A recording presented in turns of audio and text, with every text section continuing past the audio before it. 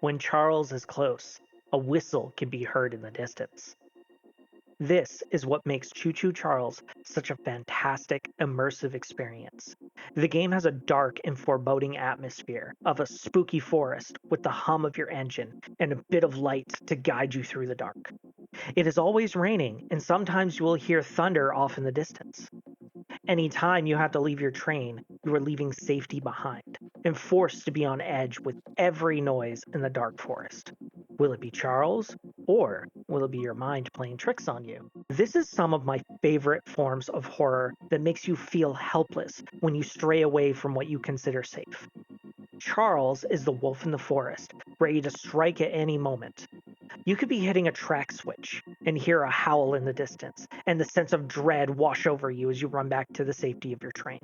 The only time I was away from my train and didn't feel scared or threatened was the part with the cultists. Anytime the cultists were on screen, it felt more like a puzzle I had to concentrate on. All the tension that had built up to that point was completely gone. The game has this beautiful way of creating tension, but can quickly lose all of its momentum when you have to do a task that requires too much attention to detail. Sneaking through a maze, slowly trying to avoid cultists, and memorizing their walking paths does not add any tension other than, am I going to have to sprint to the end? This game is a great example of how horror games are very difficult to execute correctly. Since it's a video game, there needs to be a blend of what is fun and engaging to the player, but also stress the player out enough to keep them on edge. Tension is built while you are anticipating the scare, while release is the scare actually happening. Whenever you are on the train, you will be building this tension when Charles isn't around. The moment you hear his whistle in the distance, your adrenaline spikes, causing an even bigger buildup of stress and anticipation. Once he's appeared, the release is fighting off Charles and having him run back into the forest. The most you get out of these cultists is a bit of a jump scare when the loud noises of their shotgun goes off.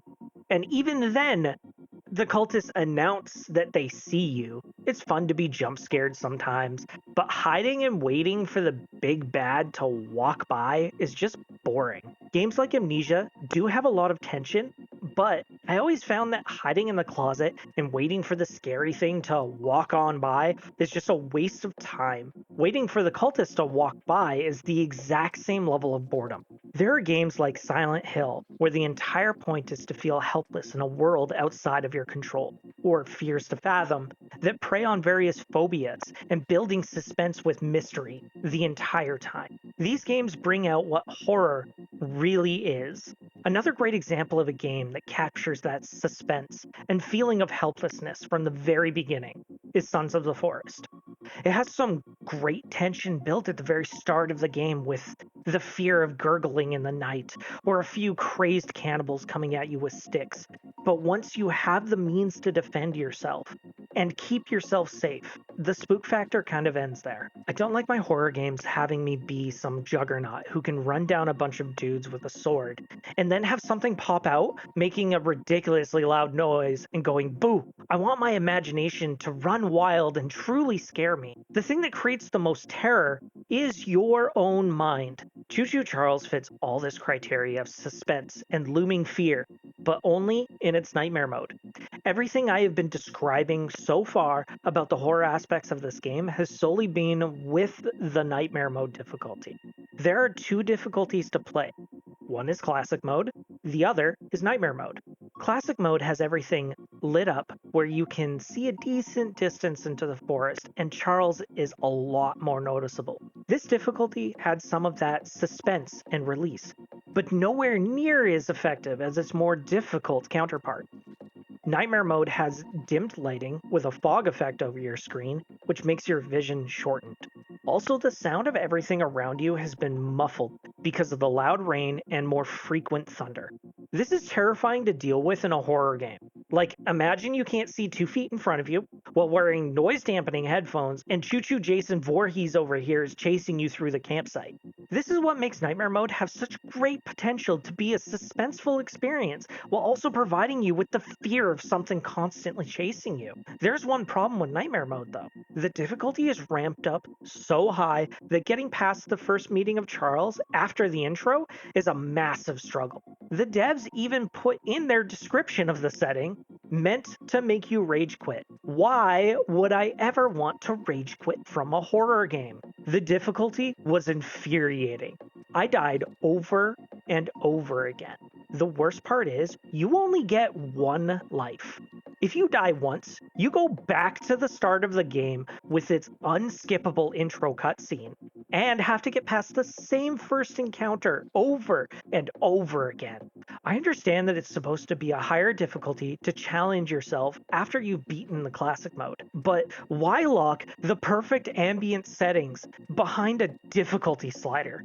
If a horror game is scary and really makes you feel scared of the monsters you are fighting, don't make your enemies near unkillable in a game where you cannot avoid confrontation. This just leads to you feeling more scared of starting over than the eight-legged, blood-dripping, smiling monstrosity that is Charles. I want to make it clear that I am not bad at this game, and I do like difficult games and their encounters. But my perception of the game was to be scared of the spider train, not the main menu. I want to have the limited visibility and having my imagination run wild with the horrors lurking in the forest while playing classic mode. But all the good atmosphere and sound design are behind a difficulty setting.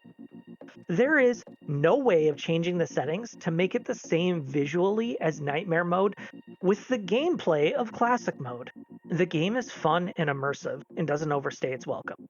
If the game took up too much of your time, you might become desensitized to its horror. It's hard for a game to keep you on edge, especially when you've put it down and come back to it. The game is a fantastic experience, full of suspense and scares, and if it lasted longer than a few hours, I don't think the scares would be as impactful. I want you to understand that horror games aren't just someone going boo and making loud noises. It's about tension and build-up with the release of that tension. The release should be the person jumping out of their chair a little bit or shaking their mouse around violently for a second, not the feeling of missing a one-shot and going back to the title screen. Choo Choo Charles is a play once and you're done kind of game, and Nightmare Mode should be there to add longevity to the game, but all it adds is a frustrating extra 20 minutes of playtime and an irrational fear of menu screens. Thanks for sticking it out until the end of the video. If you enjoyed the video, please be sure to like and subscribe for more. At the moment, I don't have any Patreon backers, but in the future, all backers will appear here at the end of the video, and some of our backers will have a fun, short description about their name. For example, it could be something along the lines of, Clubspecial, the sandwich too good for Denny's.